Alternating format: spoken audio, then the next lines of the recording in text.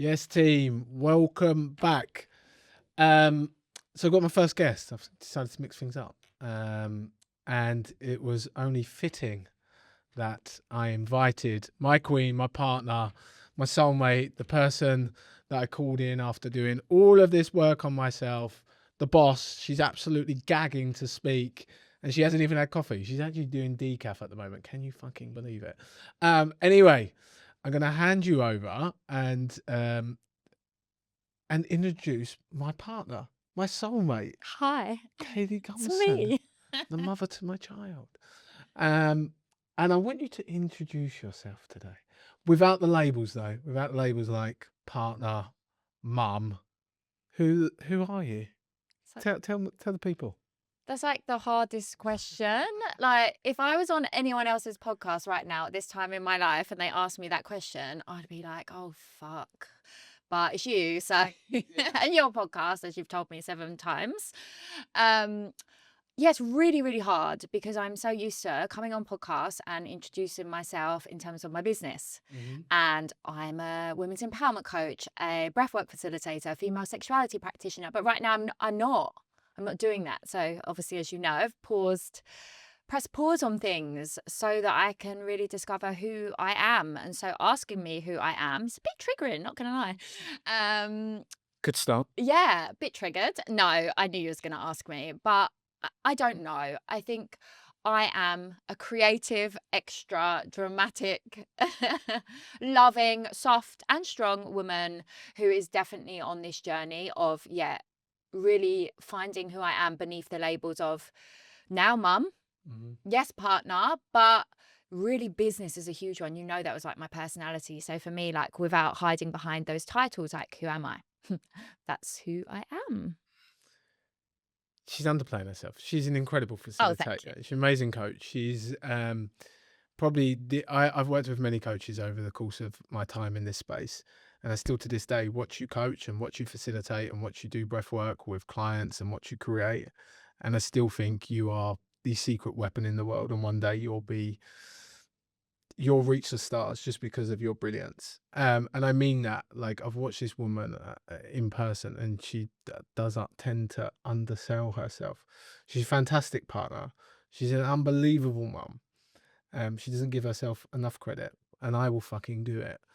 So let's go into parenthood. Yes. Let's talk all things parenthood, because I haven't shared much on fatherhood as of yet, but I suppose let's kick it off. What in parenthood for you? What did you expect motherhood to be like, and then how is it different from how you expected it to be? Yeah, good question. I just thought life would very naive. I thought I would be the same. I would just literally have a baby on my hip. I'd still be doing all the same things. I'd be the same person. I thought I wouldn't sleep very much because everyone told me I wouldn't. I thought time would be very much a scarce resource, which it is. But I really thought they were the issues, like time and being tired. I didn't realize how much motherhood would change me as a person. Like, I cannot believe it.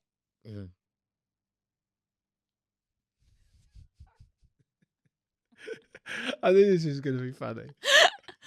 I just knew it. I was like, I just knew. you've told me not to talk too much. On that. No, you did it. Okay, then let's ask something deeper. Okay.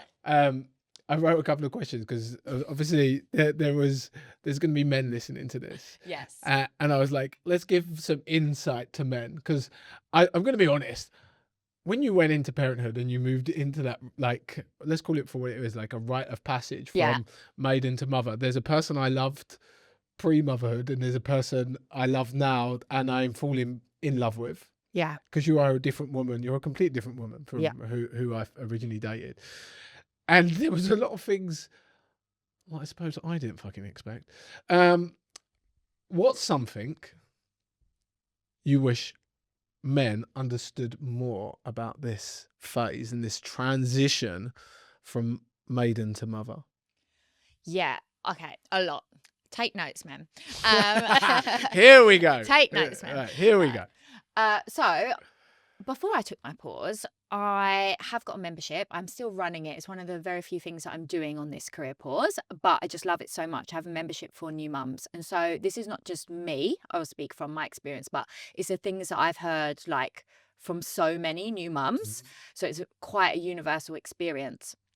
Okay, I wish men knew, like a lot of men learn about the fourth trimester. So you're in the postpartum period and men are becoming more aware, like that is a really vulnerable, precious, unique time for a woman.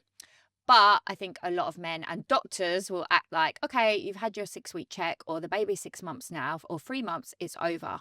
So postpartum, I wish more men knew, is not 6 weeks, 3 months, 6 months. And I love, you know this, I love the term matrescence because what matrescence speaks to is beyond that time. Matrescence means the process of becoming a mother.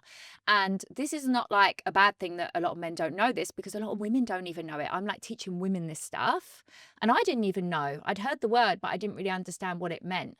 And I wish more men really, as I give examples, they might start to think if they have children, oh, I see that in my partner. Oh, that's matrescence. Oh, I get it.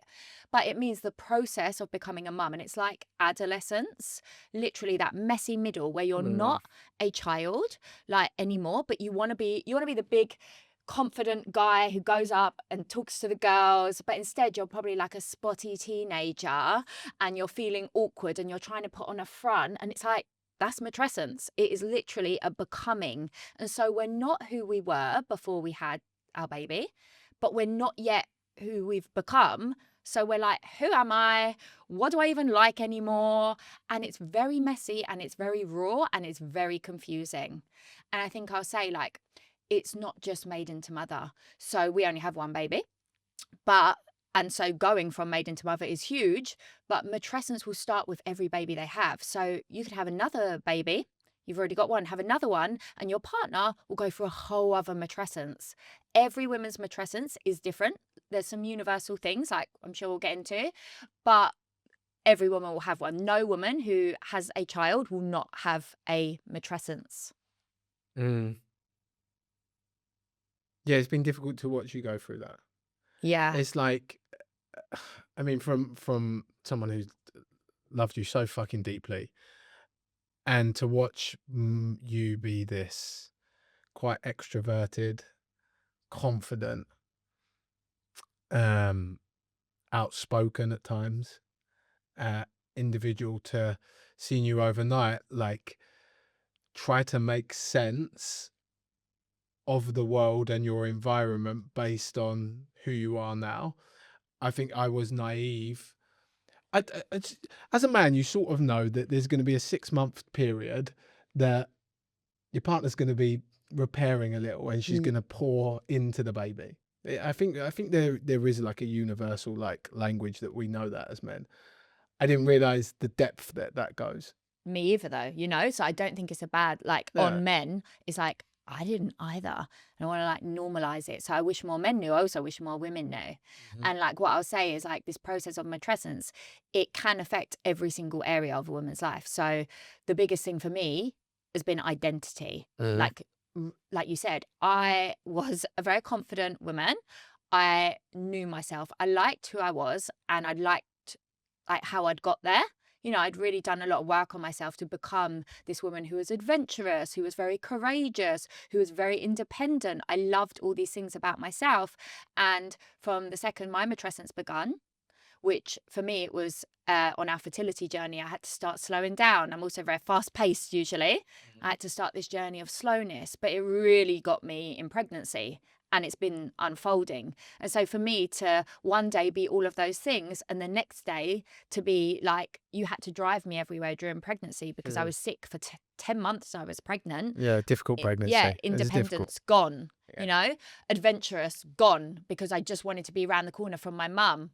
Before I'm traveling the world, doing all these things. And now I'm like, need stillness, need safety. So I was like, wow. I remember crying to you at the end of your day once.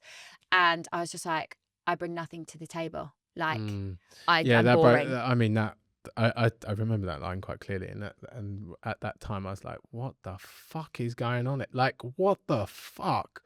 Like, and obviously that hurt from me to see the person that I love the most go through this period. And from, like, men also go through a bit of a rite of passage. It's different for a man. Through my own experience of becoming a father, I felt this call to provide, and the pressure that brought. I had no expectation of that. And I know it's not like hormonally we're changing, but something gets evoked internally in us. But seeing what you've gone through, it's made what I've gone through. I'm like, I'm never going to fucking talk about that. I think a lot of men feel like that, like, I can't talk about it. I think it's like matrescence, like, is a thing. And I think that's really important to not like downplay that experience. Like, men can get like I don't know if it'd be called postnatal depression, maybe it is, but like, it's a big change. That transition to becoming parents is a big change, but for women it hits on a whole different level. So like, we are changed forever. There's fetal cells from the baby cross the placenta into a woman's bloodstream and they live there. So we're literally changed on a cellular level. So an identity level, yes, hormones are changing. Cellular level, our relationships change because we change. And so because our identities change, it's like, well, I don't know if I want to be friends with those. Relationships struggle because the person that you met and dated and fell in love with, we don't feel like them. And then so many women will say, I feel like I've conned my partner. I was this version of me and now we're together and now we've had a baby and now I feel like this. And I'm going to be honest, I've felt like it sometimes. It's really hard. Yeah, it is really hard. Like, I think for like, I'll be honest, because That's what we're here for. because we usually are very, Yeah. very honest in our relationship.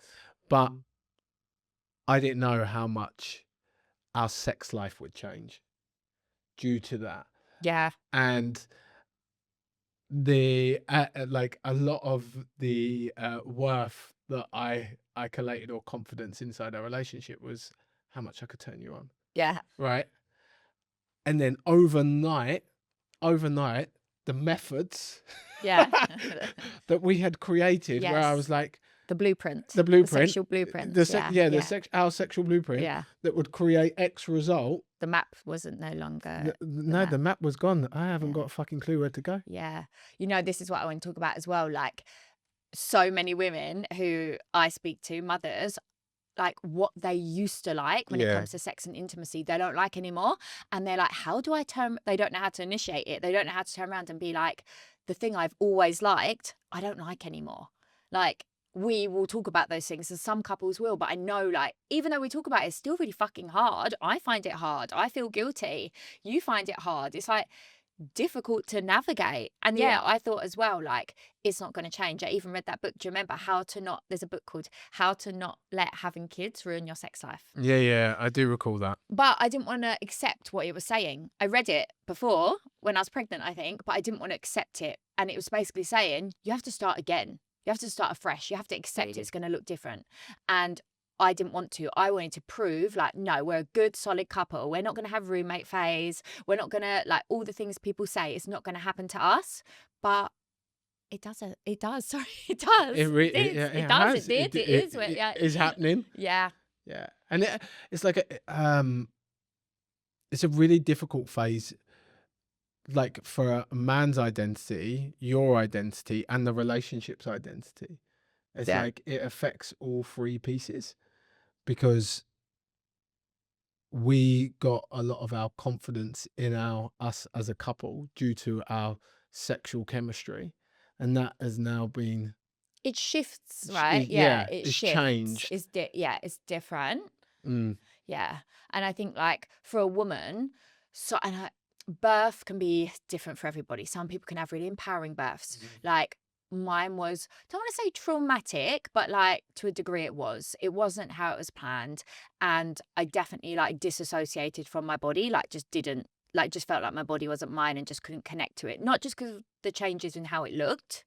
For some women in matrescence, that can be a huge thing, like accepting the changes in their physical body in terms of appearance. For me, that's part of it, but more so just not feeling it. And it takes me so long to drop into my body. And like, I still love having sex with you. Like, I still love all those things. But like, the reality is, and there's a line that I love to use with women is, it takes a runway. It takes all the things throughout the day. This is what I wish men knew as well. Like foreplay now all of a sudden starts in the morning, like making her a coffee, or, you know, like all of these things to really help her relax, get into her body. It's a lot. Why are you laughing? Because I'm very aware that now it takes a lot. And obviously, being in a relationship with a sexual practitioner, um, I understand the concept of getting a woman into her body. Like Yeah. there's a scale. Tell the Of, men. Yeah, I love you of telling this. Yeah. a scale of 1 to 10. But I because I'm so fucking tired as a Yeah, dad, you can't be. like I'm like, fucking hell, I've got to work here for an hour, and I'm like, Yeah. I've just worked 10 hours, and Yeah, I know, and it's really, really hard though, I know because it's it's really like guilt. challenging, Because isn't it? it's like guilt Yeah. though. It's like, so yeah, men are like a light switch generally, not always, but generally speaking, men's arousal desire works on off, on off. Women is like scale of 1 to 10. 1 is like, okay, I've got a good example. Yesterday, you came over giving me neck kisses, right? I love neck kisses. I like my neck being kissed, right? But at the time that you came over, I was writing our list to travel back to the UK to pack for our child. I am dreading 18-month-old on our laps for this long haul flight. I'm in my mum brain, you know, getting everything organised and sorted it. I'm stressed. So the neck kisses aren't welcome. I'm at a 1 on that scale. And then Dan gets like slightly annoyed, like, oh, rejecting me, making a joke. But you did, because I I got rejected. because I was at a 1. Right. But if I get the neck kisses, like today, who knows what's going to happen? We're going on a date. We've got childcare. Come Like, on. say I've done some breath work. That's a great thing to get me into my body. Like, what I need, guys, is a shower without the baby around, like to be able to do some breath work, and then I'll invite him on up, you know? But that's to get me to a 10, like to drop me into my body, or Yeah. maybe at least an 8. Yeah. No, an eight. So feels like an optimal number. 8's fine. And like for a lot of women, it's just like, I mean, we can literally rub up against a cushion the wrong way and then be, well, it's game on. look, some women are like that as well. I just know a lot of women, especially after having a baby. It takes time. Yeah, it It takes takes they time. need that. And there's seasons of a relationship, and we know that with the seasons of a relationship, you have your honeymoon, you have your shadow phase where you bring each other shit up to the surface. You have your life season. We are in a fucking life season at the moment, and I know Wait, what's a life season? a life season's when something big and a big event's Oh, happened. okay. We have a toddler absolutely dictating our Yeah, life. the little currently. dictator of our lives. Yeah, the Yeah. little dictator. He's a very fun dictator, but he's a bit of a dictator. And then we have the plateau season where you talked about that. Yeah. The comfortable season, where things can be comfortable and is a great season to grow. But we are definitely in life season. We're not at our second honeymoon season yet. No. And we've got time. So I'm looking forward to when you return to being a cougar. Cougar? That's me so Yeah, older than you. I'm giving you time. Yeah, not but putting you're any not going to pressure. be younger than me. But I like that you're giving me time. That's another thing. Patience. Like, yeah, patience. That's good. That's good. But cougar means that you're younger than me. I'm younger than you. Okay, so what am I, DILF? DILF, yeah. Okay, I'll take DILF. DILF. A DILF. Okay. we've navigated a lot of that. In your opinion, what do you think was hardest for you in our relationship after becoming parents? What bit was hardest of becoming parents? In our relationship? I think, dare I say, we've been through the hardest. Like, I'm not saying in the whole grand scheme of our relationship, but the transition to becoming parents, I loved like the first 3 months. I absolutely loved. Oh, it's bliss. I know it's different for every set of parents, but for me, it was a love bubble. I was off of work, so I didn't have to think about it. I was actually pouring quite a lot of time into our intimacy, and like more than you, I'd be like, let's schedule this. Let's get Co looked after for an hour. I bought you a tantric date night, remember? Oh my God, that was such a good date A night. home- Gents, yeah. like get your missus that tantric date night. Unbelievable. Yeah, it's like an online thing you do to practice with different sensations and tastes, and great. So I was really in it. My struggle really came when my head went, I got to get back to work. And do you know what I really like struggled to do was to hold being a mother, hold the relationship, and go back to doing what I did. Like, I was a hustler, I was an ambitious woman, and I really thought I could still do it. And then the relationship suffers, right? Because I'm trying to push forward with that when it really just wasn't my season to push forward with that. And I was resentful then because we didn't have childcare. We had like 1 day a week of Dan going to work. I'd convinced myself that I want to do that and he's got the better deal. He struck the better deal. I'm home with the baby all day. The joke is I now wanted cause work to be with the baby more. But at that season, I'm going to be honest, like it was harder for me with like a 6-month-old than it is with an I agree. 18-month-old. It's hard. And yeah, it was like We this were resentment. stuck in it. Yeah, we were stuck in a game Yeah, of who's got it fucking harder yeah. or who's the biggest victim in this. And that was the game that we were unconsciously playing. And because you had stacked resentment and I had stacked resentment of unmet needs, desire, my own desires, my own wants, and your own unmet needs, desires, and wants. We both weren't actually communicating because we were in survival and looking after this toddler. That there was this resentment and this and everything that you had said, like every time I remember, like 7 or 8 months in, where I was thinking, right, you're recovered now, you're like healed, like expecting you to be recovered and healed, not understanding matrescence. And every time I tried something on and I didn't get the result that I wanted, like I felt fucking rejected, and it felt like I was going through this phase of my fucking missus doesn't desire me. My point being is, we go through that season, and as couples, you don't get taught that this resentment's going to stack. These unmet needs, desires, and wants are going to stack. And a lot of couples tend to just get by and drift, where we learned the art of like rupture and repairing. I agree that I think like when I'm working with a woman and they're talking, like a lot of women, this is what happens if they have a baby and then they're trying to get back to their old sex life. Women do it as well. They don't just accept that it's new. They're like, let's get back to that. And then they beat themselves up. Like so many women have said this. I'm in my head all day, like, okay, tonight's night. We haven't had sex in ages. It needs to be tonight. And they're pressuring themselves, and pressure kills pleasure. And so it's not, sometimes it could be you pressuring. Like you used to make little comments and digs that felt like pressure to me. Like we've spoken about this. But like often it's what the woman does to herself. She places I think a lot of men make the digs. Yeah. Like, You're not alone. Like men, like I was doing this thing as well. Like this is all men, but it's like we are scorecarding ourselves against what the relationship once was, in particular, probably the honeymoon phase. And we say things like, we used to do X, or it used to be like this. You never do X anymore. The worst thing you can say to a woman in matrescence. What I'll say about matrescence as well, like we're saying it's not just 6 months. So how long is it? You might be thinking. When is it over? Yeah, exactly. Do you not think I'm thinking that? This is hard. It's unfolding, right? So there's different theories, but I really think, and look, I can't say because I don't have a 3-year-old, I reckon it takes around 3 years to start to like get to grips with this, settle into this. People say 7 years. Like people say it takes like 2 years for your hormones to get back to how they should be, and 7 years for you to really feel clear on your identity.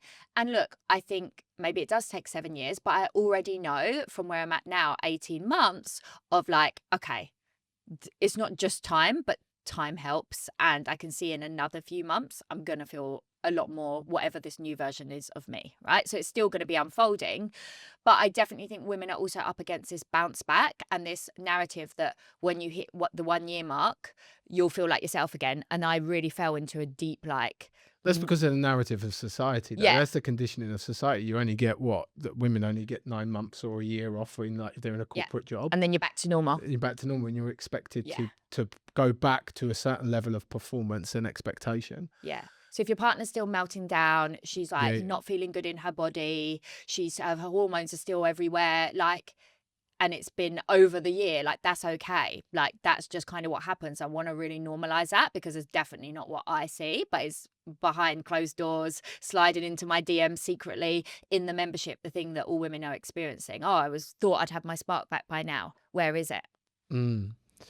I think what really comes through for me is men don't know how to hold space for women to clear down the resentment that is actually stacked. Now, I'm not saying that's fucking easy, because I fucking hated it. No one enjoys it. I hated that conversation. I still remember having that conversation, how triggered I felt during that conversation. But I was so fucking glad you had that conversation, because I felt that you had resentment Yeah. stacked against me for a long time. I could feel it. I even said to you at one point, I was like, I'm walking on fucking eggshells. Like, I can't do anything right. And I feel like, as a man, one of the skills that you can learn, there was a call that we was on with a mentor, and he used this analogy. He said, men, when his partner brings something to him, our minds literally go to two P's. They go to the problem and the pain. Okay. And they're looking to solve the problem or the pain. They're looking to be a hero.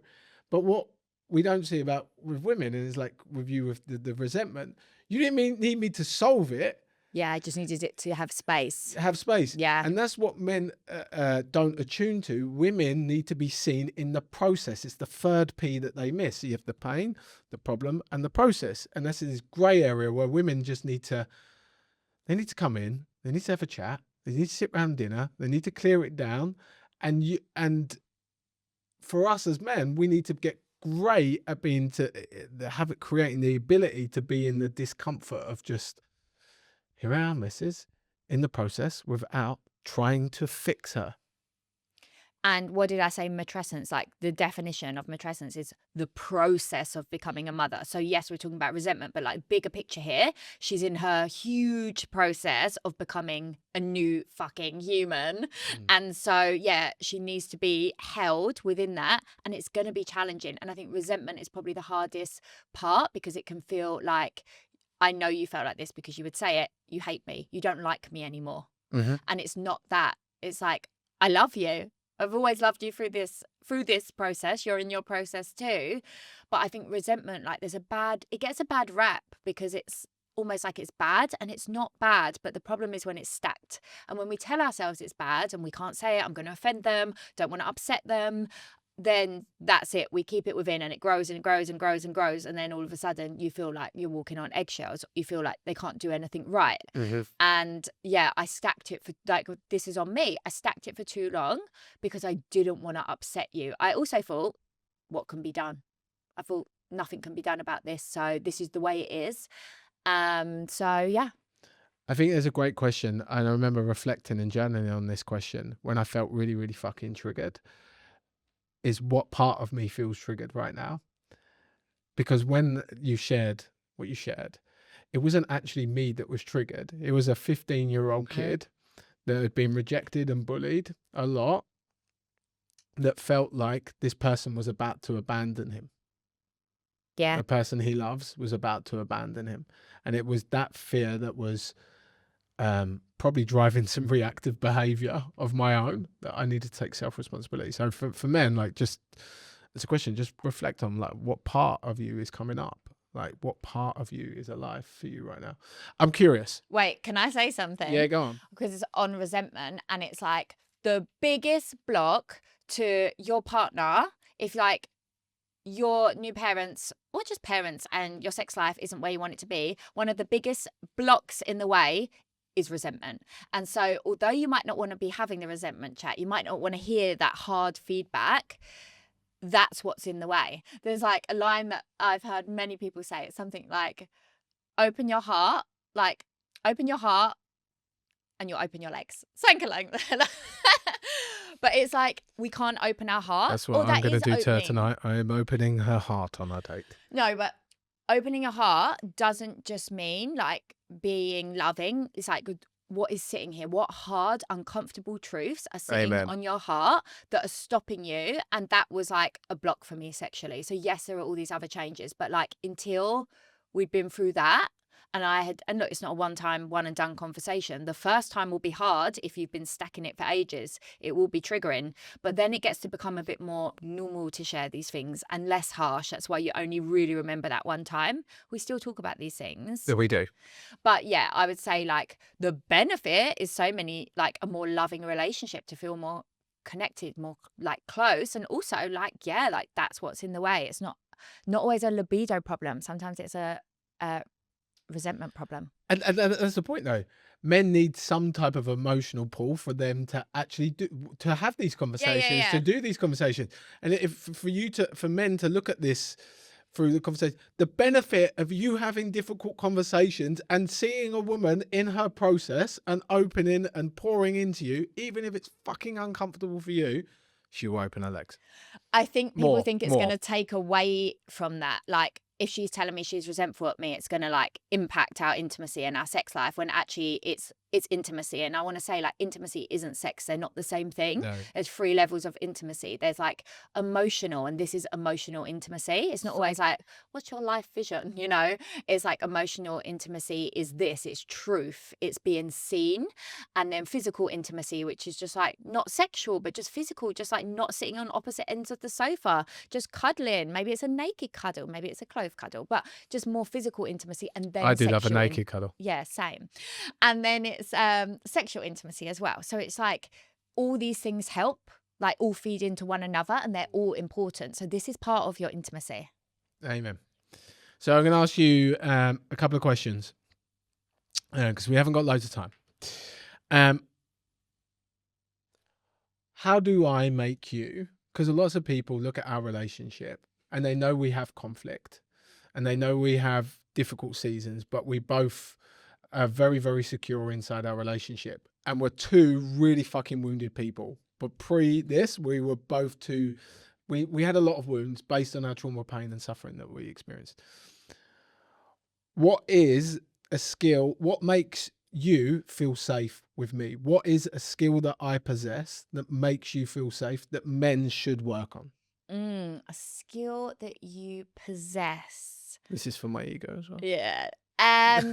Okay, this isn't a skill that you possess. This is very specific to becoming parents, but this has been about parenthood. So can I say that? Yeah, of course. Yeah. Okay. I think it's like maybe not always the skills. It's sometimes just things you can say.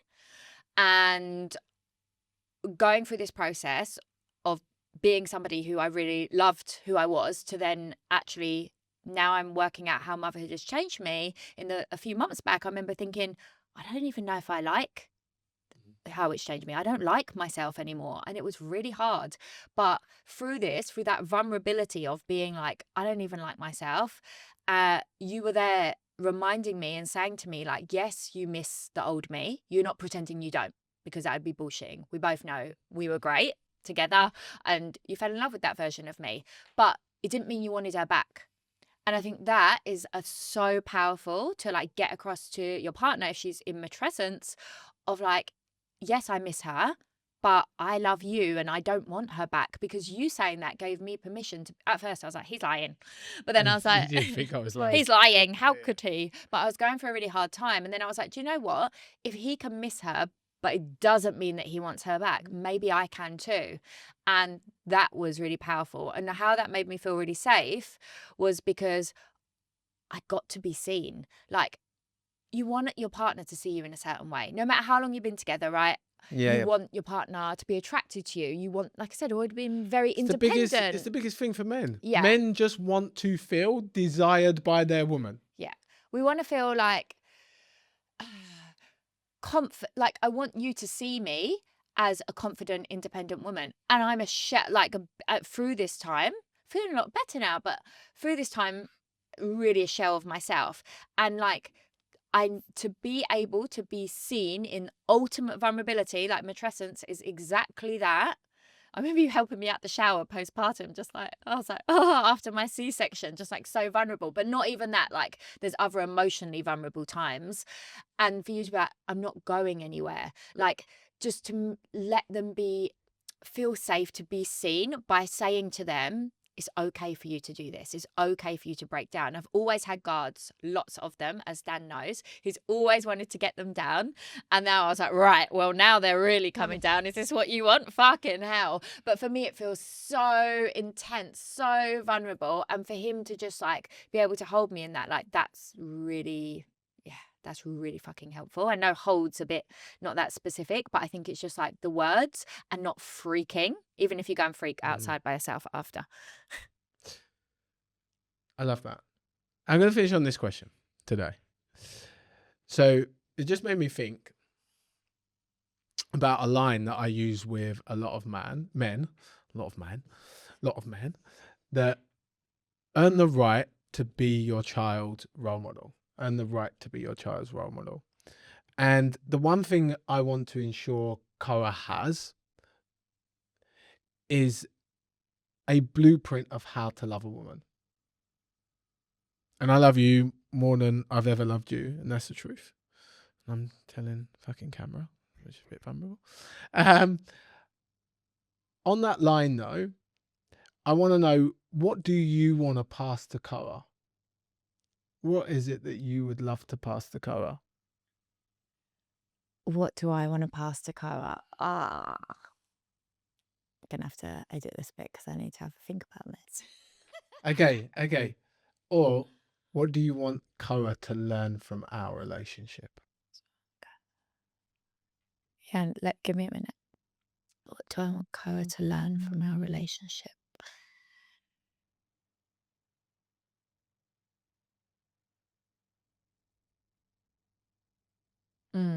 Okay, so what do I want Koa to learn from our relationship? Like, I come from a hold on, let me start again. How do I want to word this?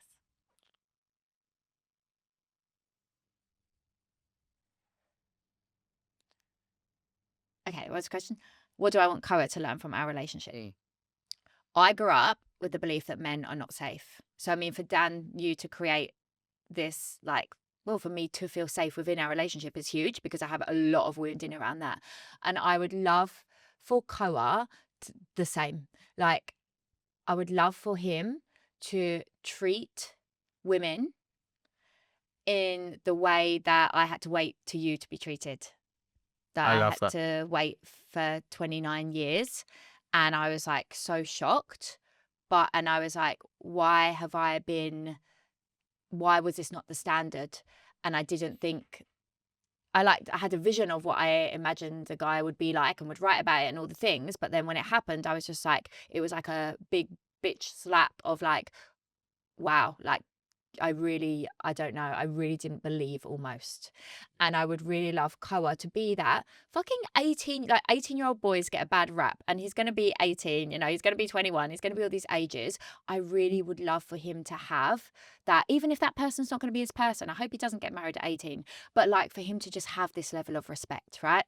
And for him to like just treat women in that way.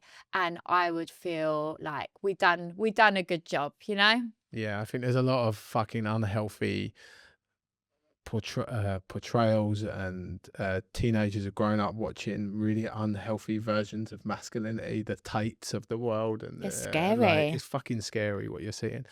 And I really hope that we do our part to ensure that women feel safe. Agree. Thank you, darling, for joining me. You better not kiss all your guests. I'll try not to kiss all our guests. Thank you for being my first. She's broken my seal, my cherry. Popped your cherry. Yeah, popped my podcast cherry. You know that if you invited anybody else on as your first guest, I'd be fuming. So it wasn't really an option. What is the line you usually say that you do to someone else? Slit their throat. I don't say that. It's not me. Cheers for listening, guys. See you soon.